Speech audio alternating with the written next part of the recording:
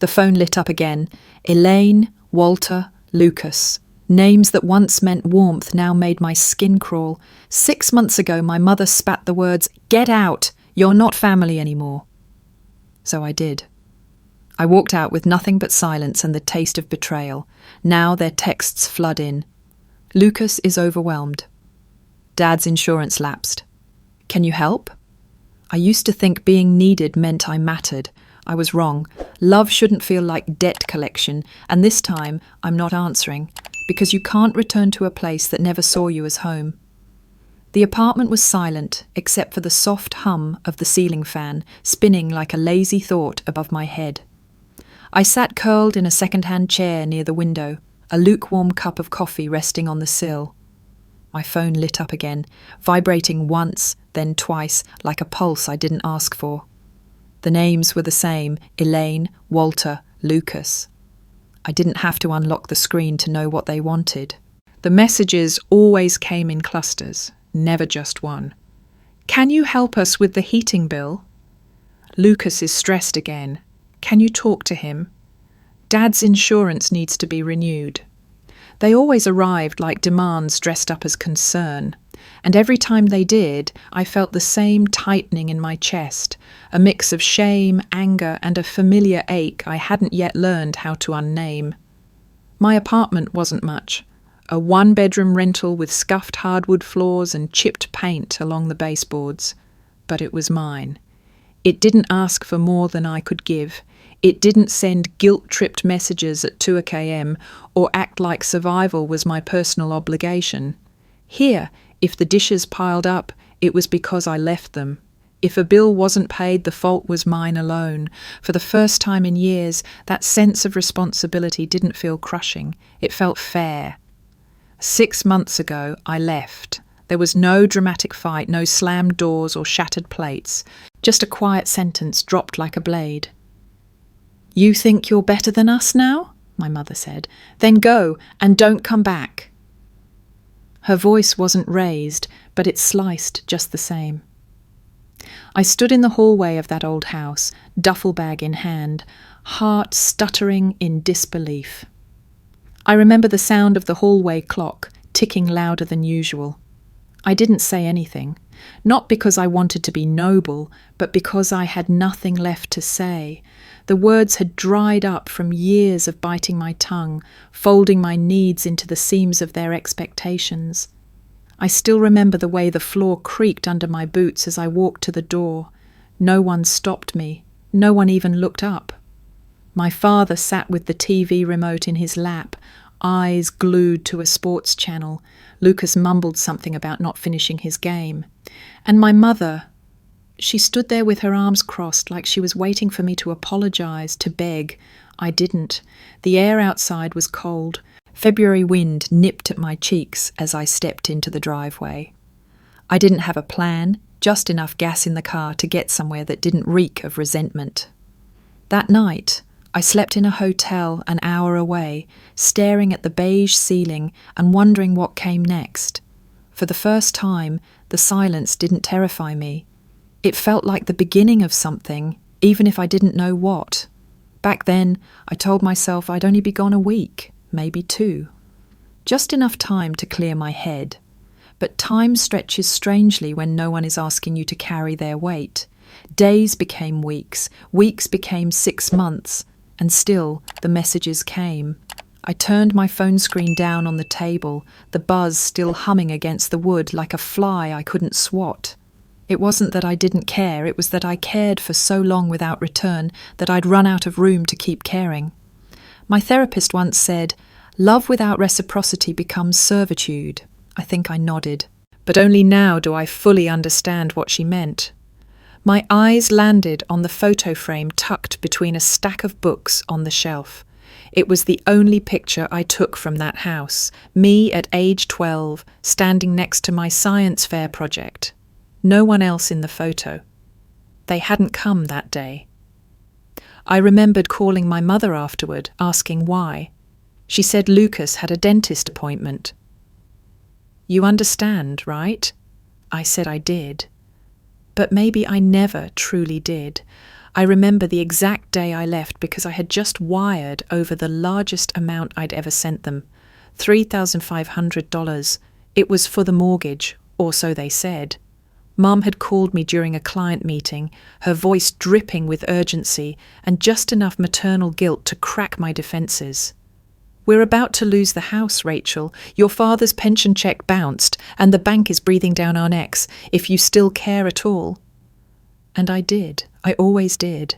So I transferred the money before I'd even left the office that day, before I'd even eaten lunch. I didn't think, I just acted like I always had. But when I got to the house that evening, groceries in hand, hoping for at least a warm thank you, I walked into a hurricane. Mum met me at the kitchen doorway, eyes blazing. She hadn't even checked the account yet. She didn't ask how I was. She just launched into a tirade about how I was trying to buy their approval. "You think throwing money at us makes up for everything?" she spat. "You think it buys love?" I stood there in stunned silence, still holding the bag of groceries. "I was just trying to help," I murmured. She shook her head like I was disgusting. "Money can't fix what's broken, Rachel. You've been distant for years. Do you even know your brother anymore? He's suffering, and all you do is work. You think that makes you better than us?" That was the final blow. I didn't yell back. I didn't cry. I simply turned around and walked out, leaving the groceries on the counter.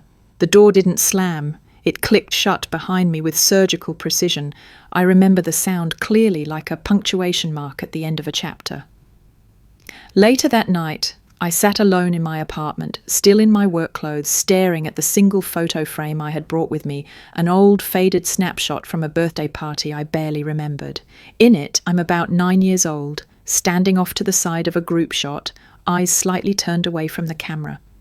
The edges of the photo are curled, the colours faded, but it's the only one I have, the only proof I was ever part of something called family. I keep that photo on the shelf not for nostalgia, but as a kind of evidence, not of love but of proximity, that I was there, that I mattered once, even if only as a footnote in someone else's story. And still, there's a part of me, buried under layers of logic and self-preservation, that wonders if maybe, just maybe, I really did try to buy their love. Maybe I thought that by providing, by giving more than anyone else, I could earn my place, that I could finally be seen. But that's the thing about people who are used to taking, they'll never see the hand behind the gift. Just the gift, and if it stops coming, they see betrayal, not boundaries. That night, I lay awake, staring at the ceiling fan spinning shadows across the wall. I realised I wasn't angry, I was hollow. And that was scarier, because anger means you still care, hollow means you've gone numb. I never got a thank you for that $3,500. No one ever mentioned it again. It disappeared into the same void as every other sacrifice I made, every late-night call, every emergency payment, every just this once that turned into always. And yet, here they were again, calling, texting, pleading, asking for more. But something had shifted. This time I didn't feel guilt. I felt something else, resolve. When I was 8, I accidentally knocked over a glass of orange juice at the breakfast table. It splashed onto the floor, and before I could reach for a towel, my mother's voice rang out sharp and fast. "Rachel, what did I tell you about being careful?" Lucas was sitting across from me, his mouth ringed with jelly, quietly flipping through his colouring book. No one asked if he'd bumped the table. No one even looked in his direction. I spent the next 10 minutes wiping up the mess, trying not to cry. It wasn't an isolated moment. My childhood was stitched together from tiny, quiet injustices that never quite screamed abuse, but always whispered neglect. I was the mature one, the responsible one, the one who understood things better. Lucas was the baby, even when we were both teenagers. Every Saturday morning, Mum would hand me the chore list. Vacuum the living room, dust the baseboards, clean the upstairs bathroom. Lucas? Just make sure you brush your teeth and don't stay in your pyjamas all day. If he remembered to take the trash out, it was cause for celebration. Dad would ruffle his hair and say, "That's my boy, learning responsibility." I don't think Lucas ever did a load of laundry until he was 25. By then, I had already worked 2 part-time jobs, helped pay off Mum's credit card debt after her knee surgery, and skipped spring break trips in college so I could send money home. The thing that stung the most wasn't the work, it was the erasure. I didn't want applause or banners, I just wanted to be seen. But praise was a currency reserved for Lucas. He once won a participation ribbon in a community soccer league, and Mom posted it on the fridge like it was a gold medal. I made the dean's list 5 semesters in a row. No one mentioned it. When we were 13 and 10, respectively, Lucas crashed his bike into the side of our neighbour's minivan. The mirror cracked clean off. He came home with scraped knees and a sheepish grin. I watched Mum hug him tightly, kiss his forehead and murmur, "It's okay, accidents happen." 2 weeks later, I forgot to defrost the chicken before she got home from work. She didn't yell, she didn't have to. Her disappointed silence did more damage than shouting ever could. Even now, as an adult, I catch myself flinching when I hear a tone shift in someone's voice, bracing for judgment. That's what those years taught me, to anticipate rejection, to prepare for blame even when I had done nothing wrong. It's a survival instinct dressed as humility. Sometimes I wonder if Lucas even realized the imbalance, if he saw the weight I carried or just assumed that's what older sisters were for. Quiet background figures holding the walls up while he played in the centre of the room. I used to think that if I worked hard enough, if I stayed quiet and helpful and unobtrusive, someone would notice. They never did, or worse, maybe they did and just didn't care. As I sat on my small couch in Denver, feet tucked beneath me, those memories came back uninvited, like ghosts pulling at the corners of my mind. Not loud, just persistent. Just enough to remind me that history doesn't always scream. Sometimes it just whispers the same old truths until you believe them. But I don't believe them anymore. It started with a letter I almost threw away. I was sorting through a stack of unopened mail, most of it junk, coupons, credit card offers, a catalogue for some expensive home decor store I'd never shopped at. Then, tucked between a Bed Bath & Beyond flyer and a water bill, I found it, a formal envelope from a loan servicing company, my name printed on the front. At first I thought it was a mistake. I hadn't applied for any loans in the past year, and I definitely hadn't missed any payments. But as I opened it, a pit started to form in my stomach. The letter wasn't a bill, it was a confirmation. An account under my name had been co-signed. The loan amount, $18,400. Borrower, Lucas Miller. Co-signer, Rachel Miller. I froze. My hands trembled slightly as I scanned the page again, looking for any indication this was a scam. But the details were correct. My address, my birthday, even a partial social security number I recognized. And then I remembered. 16 months ago, Mom had called me in a panic. Lucas was starting a business, a graphics venture, she'd said, and he needed equipment, a new laptop, software, camera gear. "He just needs a little push," she'd pleaded. "Can you help him get a loan? It'll be in his name, of course. He just needs someone to vouch for him. You know how credit is these days." I was rushing to a late meeting and barely had time to listen. I remember her saying, "It's not a real loan in your name, just your signature to help him get started. They won't bother you again after this." I signed the document she emailed me while sitting in a cab, half reading it between sips of cold coffee. I never followed up. Now, staring at this letter, I felt my chest tighten in a way I hadn't expected. Not just from fear, though that was there, but from shame. How had I let myself get pulled in so easily? How had I let them talk me into giving something I didn't fully understand? The answer was simple. I trusted them. And maybe that was my mistake. All this time, I had cast myself as the victim, overworked, underappreciated, emotionally discarded. But now I had to ask a harder question. Had I been complicit in my own undoing? I said yes when I should have asked more questions. I gave when I should have drawn lines. I didn't read the fine print. Literally and metaphorically, it didn't make their actions right, but it did make mine naive. That realization sank deep into my bones. I wasn't just a casualty of their manipulation. I had been an enabler, not out of weakness, but out of a desperate hope that if I gave enough, loved enough, supported enough, they'd finally see me. Instead, I'd signed myself into liability. I sat on the edge of my bed, the letter in my lap, and let the weight of it all settle in. If Lucas defaulted, and judging by the language in this notice he already had, I was on the hook, legally, financially, personally, and emotionally.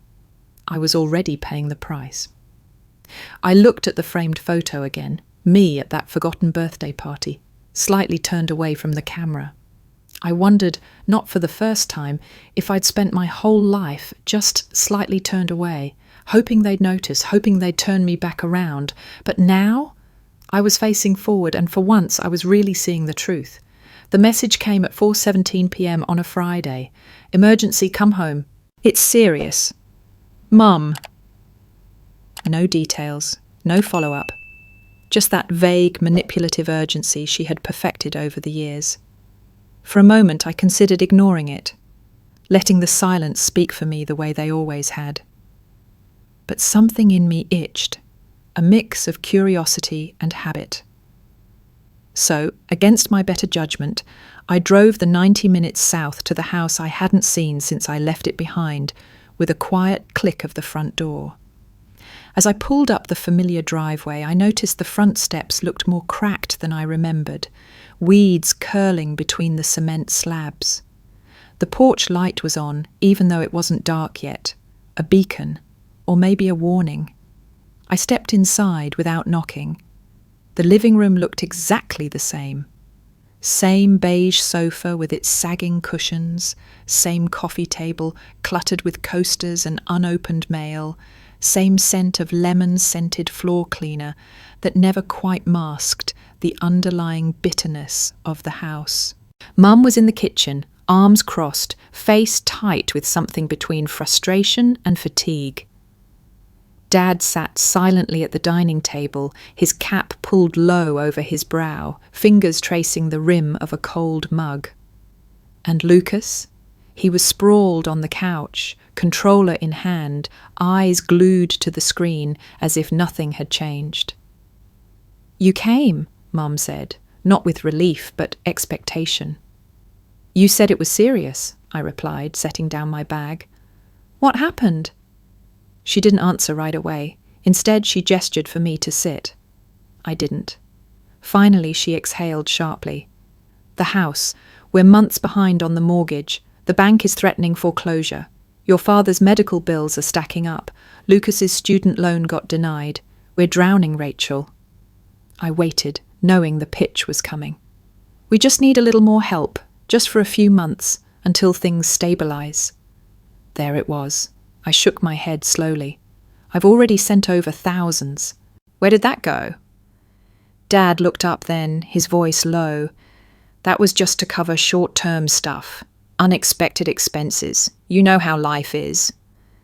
Lucas didn't even look up. "If you're here to judge, you can go." I stared at him, slouched and smug, like the world owed him a break for simply existing. "I'm not here to judge," I said evenly. "But I'm not here to be used either." Mom bristled. "Used? Rachel, this is your family. You don't just walk away when things get hard."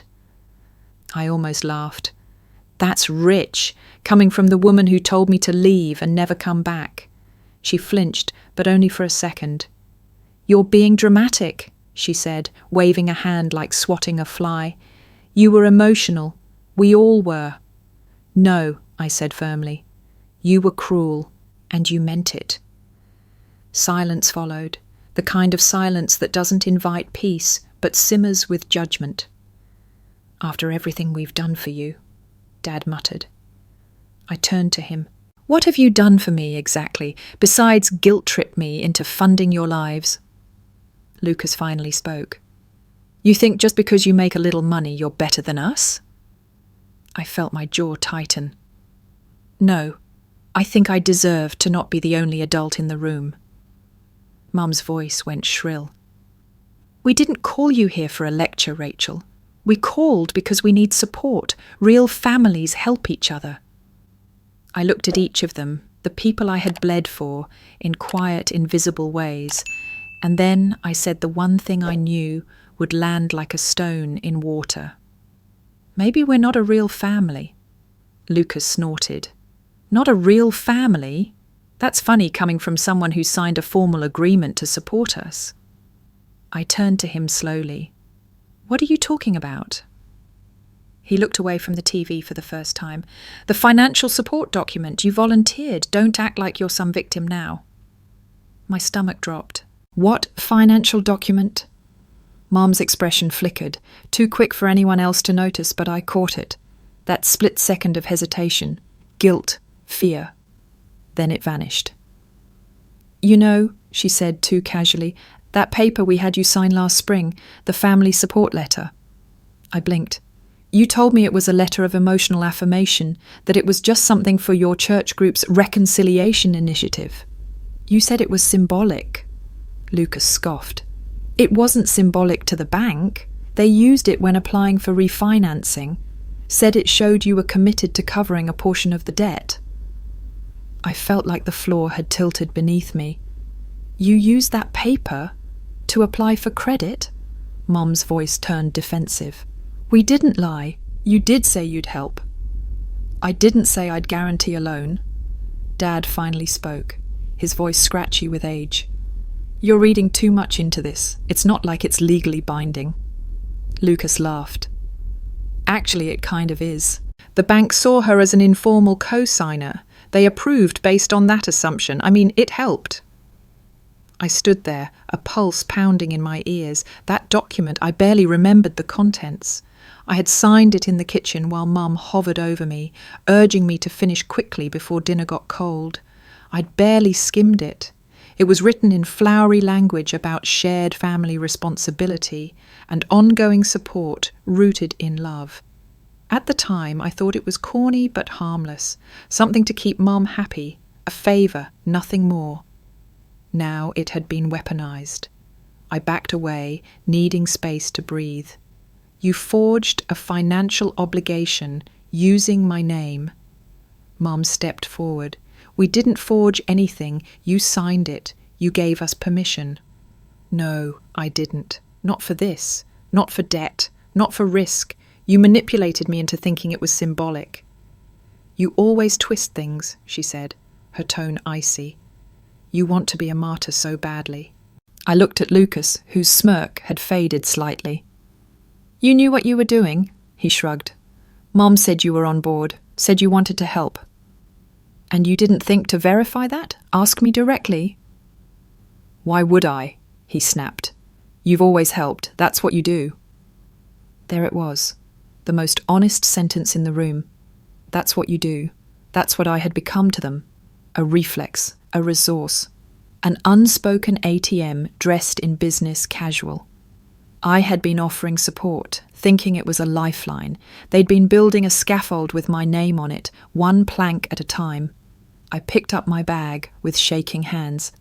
I'm done. Mom's eyes widened. Rachel, no, I'm done. My voice cracked, but it held firm. I didn't come here to be lied to again. Dad said nothing.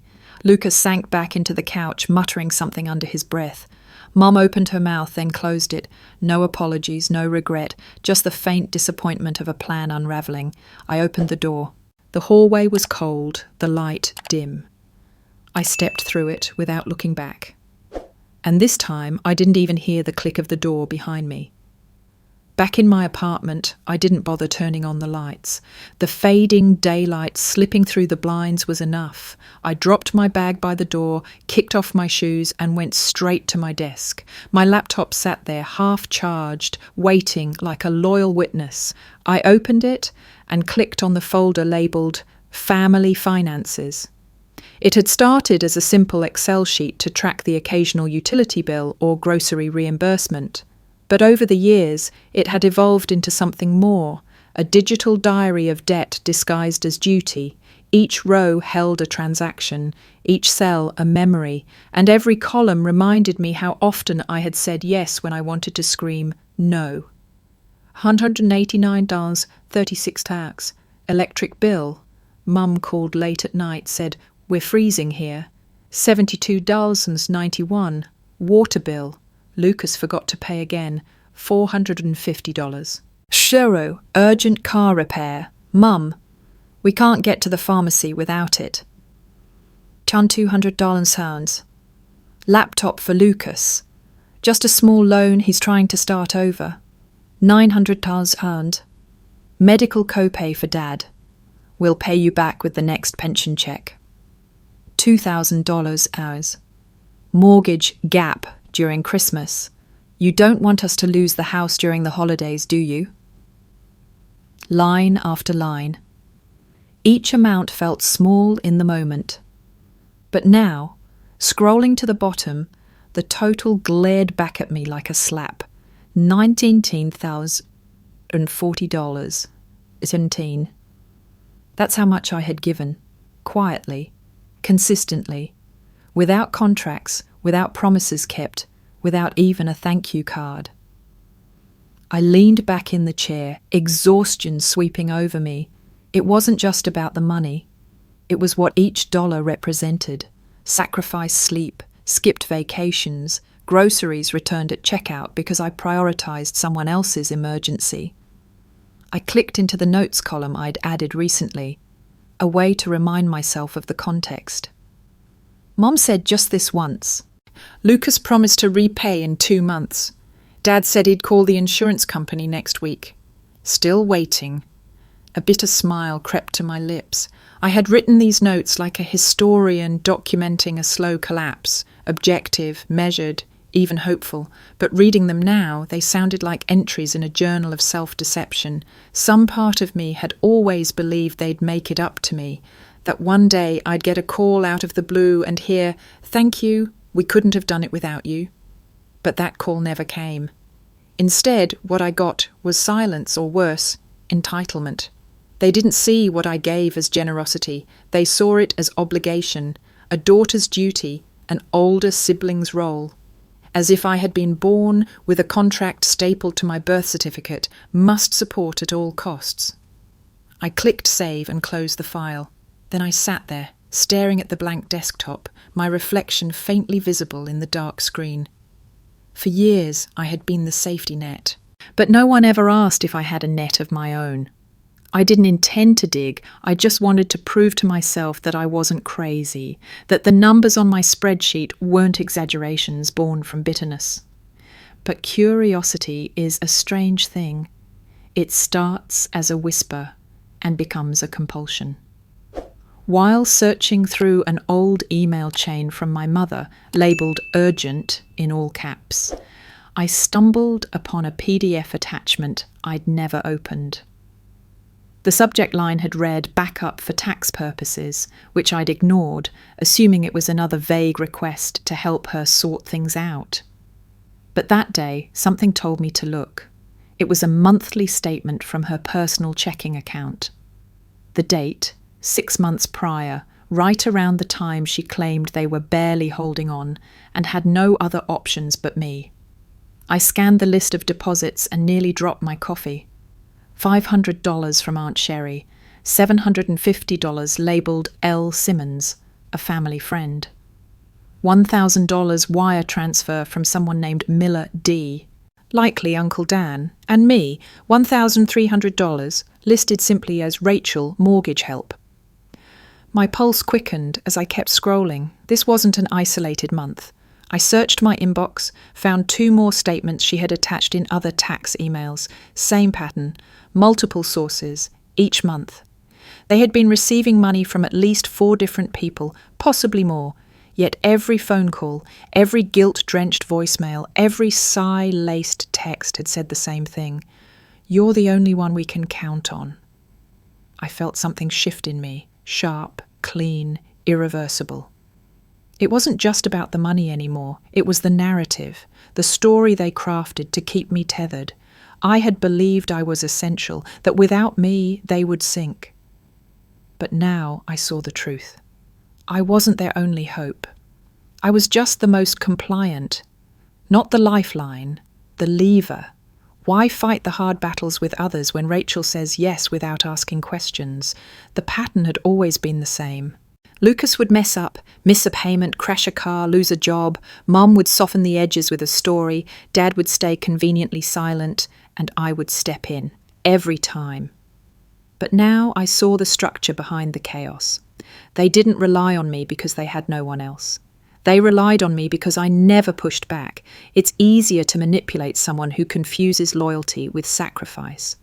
I closed the laptop and sat there in silence, the hum of the refrigerator in the background suddenly deafening. A heaviness settled in my chest, but this time it didn't feel like guilt. It felt like grief.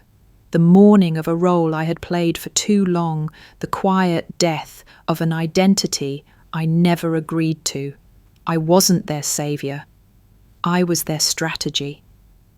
It started with a plant.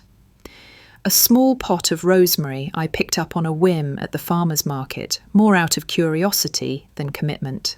I hadn't gardened since elementary school, when Mom let me keep a tomato sprout in the kitchen windowsill for a week before replacing it with one of Lucas's macaroni art projects. Back then, it died quietly. No one noticed but me. But this time, the rosemary thrived. Every morning I'd water it, turn the pot slightly so each side got equal sun. I started waking up earlier, just to sip my coffee near the balcony and breathe in the piney scent of new growth. It was a strange kind of ritual, but it grounded me. 2 weeks later, I added a pot of lavender, then mint, then a little planter box of cherry tomatoes. Before I knew it, my second-floor balcony had become a tiny jungle of green. Imperfect, uneven, but alive. For the first time in years, I was tending to something that didn't ask, demand, or guilt.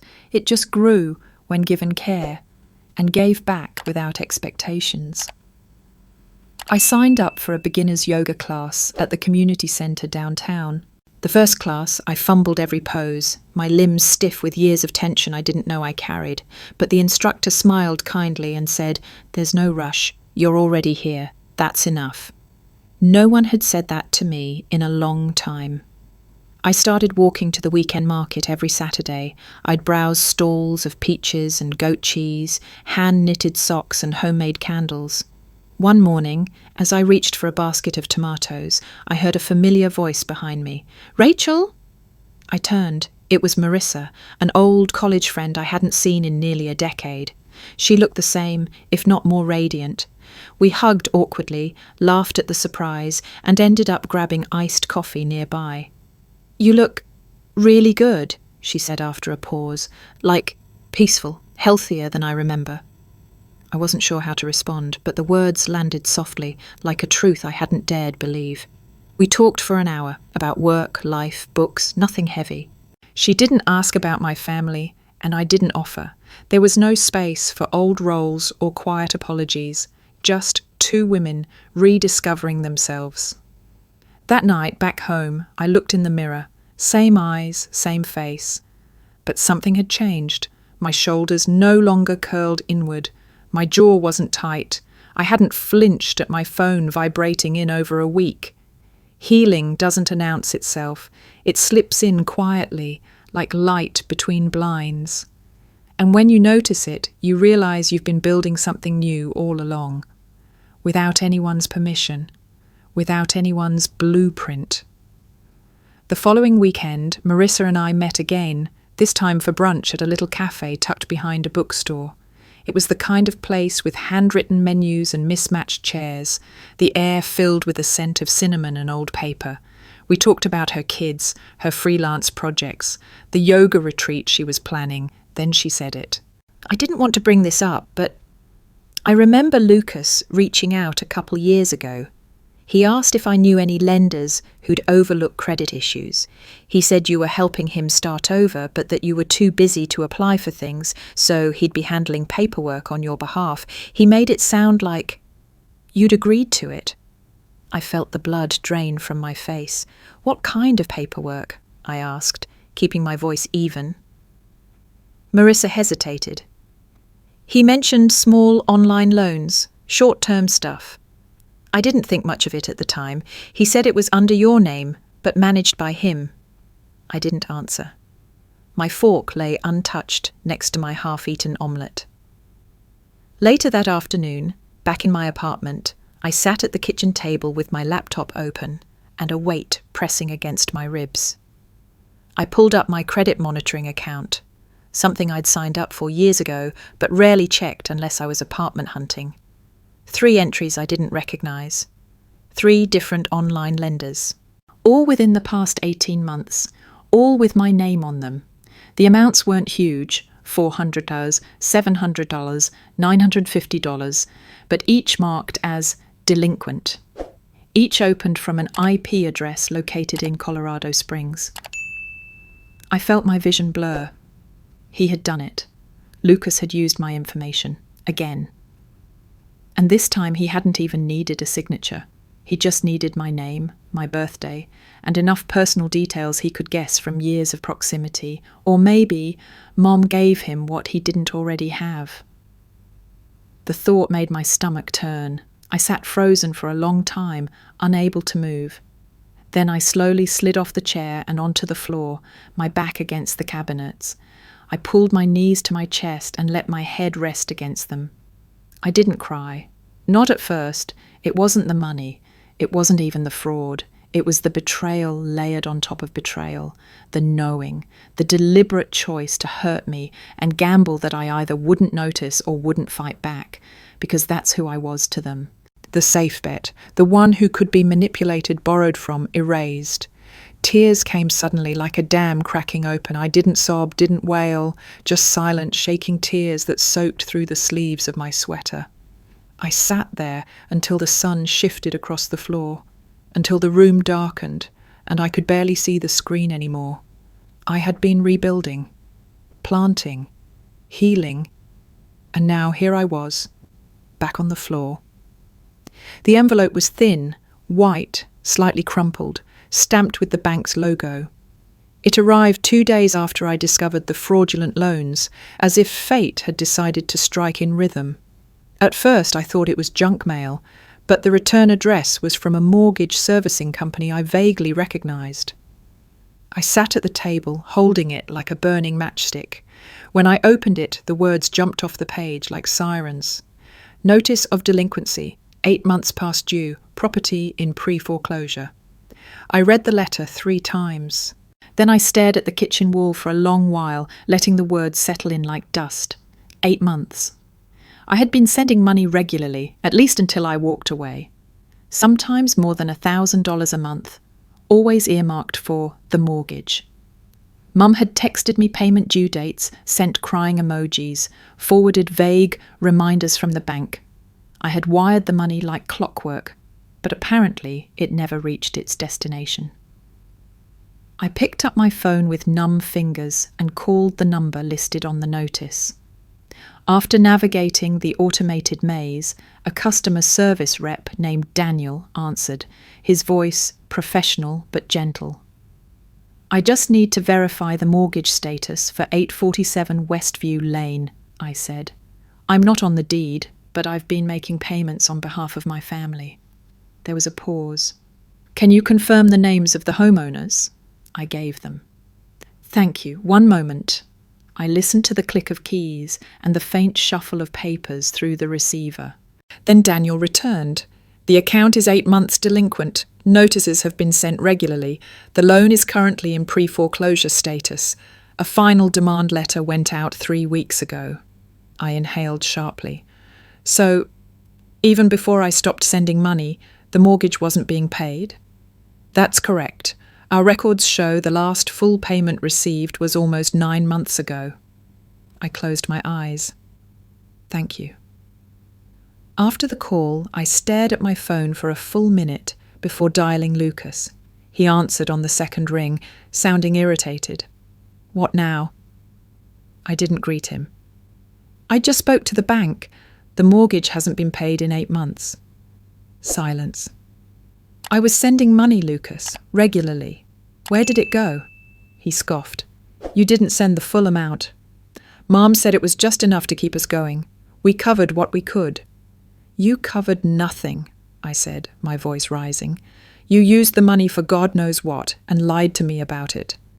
Don't blame me because you didn't follow up.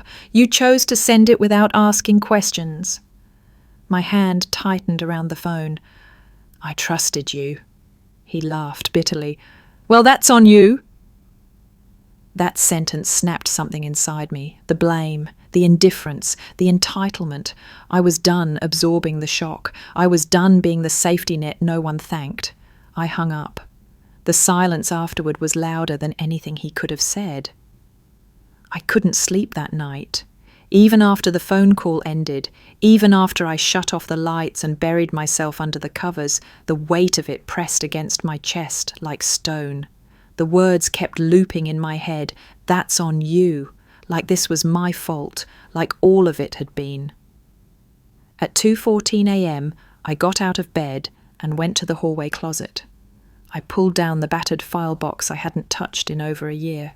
It was the one I'd taken when I left their house, filled hastily with tax returns, lease agreements, and random family paperwork I thought I might need. I dug through folders until I found a manila envelope marked Mortgage Docs Copy. My hands trembled as I opened it. The papers inside were mostly old statements and correspondence, but then, toward the back, I found something that made my blood run cold. A copy of a mortgage refinancing agreement dated nearly 2 years ago. Borrowers, Walter and Elaine Miller. Co-borrower, Rachel Miller. I blinked. My name was right there, typed cleanly in black ink, nestled between my father's and mother's. No one had ever told me I was on this. I flipped to the signature page, and there it was, my signature, shaky, slanted. It looked like mine. But I never signed this, at least not knowingly. I stared at the date. It was the same weekend Mom had insisted I sign that symbolic family support letter. The one she said was for church documentation. The one I had skimmed and signed without question, too tired to read, too trusting to resist. They hadn't just misused my name. They had attached it to a legal document that bound me to debt, to a property I didn't own, to a lie I never agreed to tell. This wasn't just manipulation, it was fraud. And now I understood why Mom had pushed so hard for my continued involvement. Why the guilt trips had escalated, why Lucas had been so bold, because they had bet everything on me never finding out. My breath came shallow as I sat back on the floor, contract in one hand, the other bracing my forehead. The reality was too loud to silence. I was legally tied to their failure. And they never even told me. They had used my trust as a tool, my love as leverage, my presence as protection, and when I stepped away, they blamed me for the house crumbling. But I wasn't the cause. I was the cover. I let the contract slip from my fingers onto the floor. The hardwood felt cold beneath me, but I didn't move. I had thought I'd hit rock bottom before, when I was crying on the bathroom floor after Mom's last outburst, when Lucas used my name for loans, when I realized my $20,000 had vanished into silence. But this was deeper. This was betrayal etched in ink, and it was the last straw. The next morning I didn't make coffee, I didn't water the plants, I didn't light the lavender candle I usually lit to start the day. Instead, I sat at my dining table, contract in hand, and stared at my phone. I didn't want closure. I didn't want apologies. I wanted truth, whatever version of it they were willing to admit. I dialed Mom first. She picked up on the first ring. "Rachel," she breathed like she'd been expecting this. "I was just about to call you. We got another notice. The bank—" "I found the contract," I interrupted. Silence. "My name as co-borrower." More silence. Then, "You signed it." "No, I signed something else. Something you handed me and called symbolic. You knew what you were doing." She exhaled sharply. "We were desperate." "That doesn't make it right." "We didn't forge anything, Rachel. You signed it. You were helping us. That's what family does." "You tricked me," I said quietly, "and you let me keep paying while pretending I was the only one who could save you." Her voice cracked. "You don't understand what it's like to watch everything fall apart. Your father, he's getting older. Lucas hasn't caught a break. We thought if we could just get through a few more months. So you lied to me, stole from me." "It wasn't stealing," she snapped, suddenly defensive. "You're our daughter. You were supposed to help." I couldn't breathe for a second. That sentence, "you were supposed to help," hit harder than anything else. It wasn't a request, it was a belief. A script they had written long ago, one I'd never agreed to but had followed anyway. I didn't hang up, I didn't yell, I just said, "Put Dad on." A moment later, his voice came through, gravelly and distant. "Rachel," he said, "your mother's upset." "I imagine so." He paused. "What's done is done. Let's focus on fixing this. We're still your family." "No," I said firmly. "You're people I share blood with. That's not the same thing." "She's emotional," he muttered. "You don't have to make this worse." "I didn't make it worse, you did. You all did." Another pause. Then he said, "If you were a good daughter, you'd understand." I let out a bitter laugh. "And if you were good parents, you wouldn't need me to carry your lives." I didn't wait for more. "Put Lucas on." A shuffle. Then, "What?" His voice was sharp, defensive. "You used my name for loans again." "So? You have good credit. You never asked." I didn't think I had to. I was shaking, but not from fear, from fury. "You thought I'd just roll over again like always." "You're overreacting." I closed my eyes. "You never once said thank you. Not for the rent, not for the repairs, not for the groceries." Silence. Then soft, almost mocking. "You need us to thank you, to feel important? That's sad." And just like that, I knew. There was no saving this.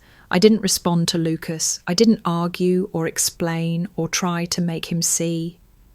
There was nothing left to say to someone who believed using me was justified because I didn't collapse under the weight of it. Mom came back on the line. Her voice was calmer now, rehearsed, like she'd switched masks mid-performance. "Rachel," she began, "we all said things we didn't mean, but deep down, you know we love you." "No," I said, "I don't." She didn't argue. She didn't cry. She didn't deny it. Instead, she said something that froze time. "We never really thought of you as part of this family. Not the same way as Lucas. You were just always so capable, so put together. It made sense you'd be the one to support everyone. That was your role." She said it like she was stating the weather, like it was obvious. I didn't feel a dagger. I didn't feel heat rising in my chest or tears stinging my eyes. I felt nothing. Just a strange, pure clarity. They hadn't seen me as their daughter. They had seen me as the bank, the fixer, the responsible one. The one who didn't cry or collapse or ask for anything. I had mistaken being needed for being loved, and they had happily let me. I pulled the phone from my ear and stared at the screen for a moment, the active call still ticking. Then I hung up. I didn't slam the phone or throw it across the room. I simply opened my contacts, scrolled to Mum, and tapped "Block this caller." I did the same for Dad, then Lucas. Then I opened the group chat labelled Family. I typed one sentence: "I'm not your backup plan anymore. Goodbye." Then I exited the chat, deleted the thread, and placed my phone face down on the table. Outside, the sky had shifted from grey to gold. The sun dipped behind the neighbouring buildings, casting soft streaks across my balcony. The rosemary plant rustled in the breeze. I stood there for a long moment, just breathing, no notifications, no guilt, no waiting for the next crisis to drag me under. I brewed a cup of peppermint tea, the same kind Mom used to make when she wanted something, but this cup wasn't for her, it was mine. I curled up in my chair by the window, blanket over my legs, the warmth of the mug grounding me. I didn't know what the future looked like. I didn't know how I'd recover from the debt, the credit hits, the legal fallout. But for the first time I wasn't afraid, because peace, I realised, isn't the absence of noise, it's the absence of expectation, and I was finally free.